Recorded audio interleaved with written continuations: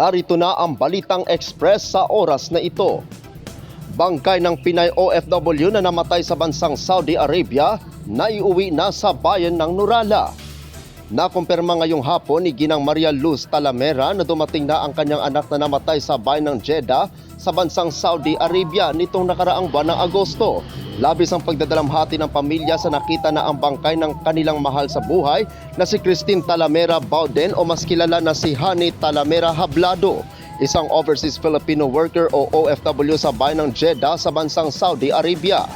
Inihayag naman ng pamilya na isa sa ilalim ngayong araw ang bangkay ni Christine sa autopsy bago tuluyang ihatid sa kanilang bahay sa Purok Tauro, barangay Poblasyon sa bayan ng Nurala, lalawigan ng South Cotabato.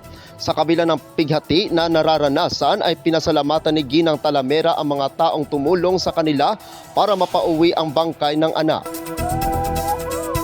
Yan muna ang Balitang Express sa oras na ito. Ako ang inyong lingkod sa Balita Online, Apolinario 30 Dignatice Valencia.